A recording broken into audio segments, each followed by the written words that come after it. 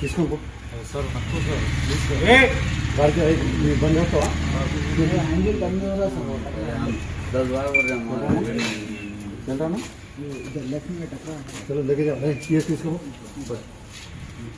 अस्सलामुअलैकुम दोस्तों, welcome to मियां भाई न्यूज़। बंदलागुड़ा पुलिस लिमिट में कल रात को सीधा भागम भाग का माहौल बन गया था। पुलिस ने अचानक लेट नाइट गैदरिंग पर रेड डाल दी, चबूतरों पर बैठे लोगों को पकड़ा और इलीगल हुक्का पार्लर्स को बंद करना शुरू कर दिया। रात की खामोशी में सिर्फ पुलिस की बाइक्स की आवाज़ सुनाई दे रही थी और लोगों में हल्का सा खौफ फैल गया था। इसी दौरान एक शख्स जो अपनी एक्टिवा पर 2 से 3 हुक्का लेकर जा रहा था, पुलिस को देखते ही भागने वाली हरकत करने लगा। उसने सोचा कि शायद वो निकल जाएगा, लेकिन घबराहट में इसने पुलिस की बाइक को ही टक्कर दे दिया। एक बार लग रहा था कि जैसे कोई फिल्म का चेस सीन चल रहा हो। पुलिस ने फौरन इसको रोका, नीचे उतारा और इसे गिरफ्तार कर लिया। जिस तरह ये भाग रहा, इसे लग रहा था कि शायद बच जाएगा, लेकिन आखिर में ये पूरी तरह से पकड़ा गया। शहर की ये रात उस वक्त बिल्कुल बदल गई थी। पुलिस ऑपरेशन जारी था और हर तरफ सख्ती नजर आ रही थी। इससे पहले के वीडियोस में मैंने आपको बताया कि हैदराबाद में पुलिस किस तरीके से चबूतरा मिशन स्टार्ट कर चुकी है। अगर से कोई भी रात के वक्त पर चबूतरे पर बैठता दिखाई देगा या बिना किसी वजह के रोडों के ऊपर आधी रात को घूमता हुआ दिखाई देगा तो पुलिस उसके ऊपर सख्त एक्शन लेने वाली है। अब बात करते हैं कुछ दिन पहले हुए कत्ल के बारे में। चंद्रायन गुट्टा के इलाके में 2 ऑटो ड्राइवर्स की मौत ने पूरे एरिया में सहमी हुई फिजा पैदा कर दी थी। यह वाकया उस वक्त सामने आया जब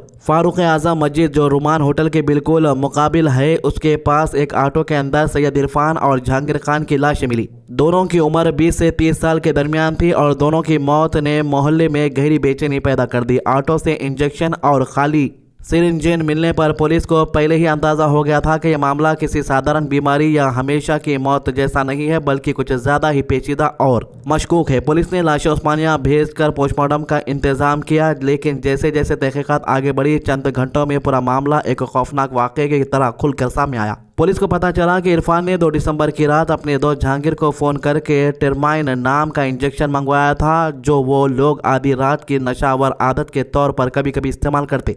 लेकिन जब इनको सप्लायर शिवाशंकर के पास टर्माइन मौजूद नहीं था, इन्होंने इसे एट्रेनियम 25 mg नाम का एनेस्थेरिया ड्रग भेजने की तस्वीर दिखाई और वही सप्लाई कर दिया गया। जहांगीर और उसके दोस्त कल्याण ने 4 एम्पोली 2000 रुपये में खरीद लिए। कुछ देर बाद इरफान, जहांगीर, सैफ बिन अकरम और कल्याण फारूक आजम मस्जिद के पास इकट्ठा हुए।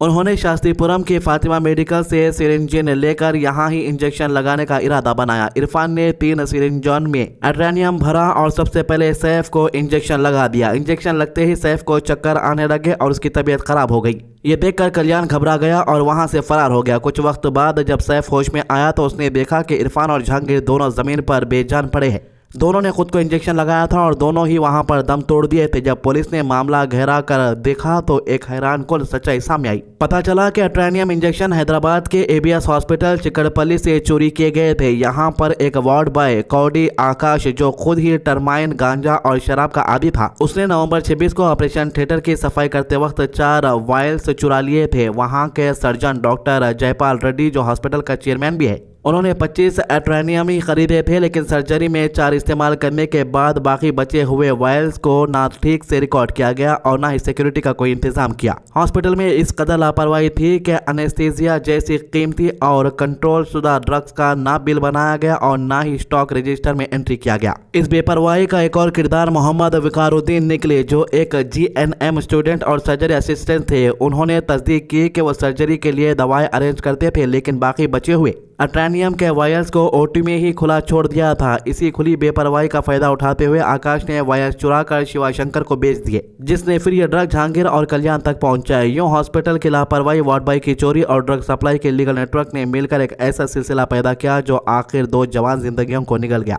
इरफान और जहांगीर का नशा आवार तजुर्बा इस मर्तबा उनकी मौत का सबब बन गया, जबकि एट्रेनियम जैसे सख्त और तेज असर करने वाले एनेस्थीसिया ड्रग को ये समझ नहीं सके। सैफ के होश में आकर पुलिस को सब बताने के बाद चंद ही घंटों में चंद्रायन गुट्टा पुलिस ने इस पूरे गिरोह को पकड़ लिया। आकाश, शिवाशंकर, कल्याण, डॉक्टर जयपाल रेड्डी और विकारुद्दीन सभी को गिरफ्तार कर लिया गया है। तो यह वाकया न सिर्फ एक खौफनाक ड्रग नेटवर्क का पोल खोलता है, बल्कि समाज को यह सबक देता है कि बेरोक टोक मिलने वाले नशावर दवाइयाँ किस तरह से जिंदगियां तबाह कर देती है। तो इसके अलावा हैदराबाद के इलाके काला पत्थर में एक काबिल तारीफ कदम उठाया गया। काला पत्थर के इंस्पेक्टर खलील पाशा ने ताड़बन के इलाके में काफी अरसे से चलते आ रहे एक परेशानी को दूर करने के लिए खुद मैदान में उतरकर सब्जी और फ्रूट फरोख्त करने वाले ठेले वालों से बात की। ये ठेले वाले रात के वक्त अपने ठेलों पर लगाए हुए लाउडस्पीकर चलाकर आवाज लगाते थे ताकि ज्यादा से ज्यादा ग्राहक इनके पास आए, मगर इन लाउडस्पीकर की शिद्दत और शोर से आसपास के लोगों को बहुत तकलीफ हो रही थी। लोग जब सारा दिन की थकान के बाद घर लौटकर आराम करना चाहते थे, सोने की कोशिश करते थे, तो उन्हें घंटों में ये बुलंद आवाज वाले स्पीकर उनकी नींद और सुकून को मुतासिर कर देते थे। इंस्पेक्टर खलील पाशा ने यह बात समझते हुए रात के वक्त ठेले वालों से मुलाकात की, उनको प्यार से समझाया और बताया कि उनकी आवाज की वजह से आसपास के घरों में रहने वाले लोग, बच्चे, बुजुर्ग और दुकानदार किस कदर परेशान हो रहे हैं। इन्होंने वेंडर को यह मशवरा दिया कि ये रात के वक्त लाउडस्पीकर का इस्तेमाल बंद कर दे ताकि माहौल पुरसुकून रहे और लोग चैन से आराम कर सके।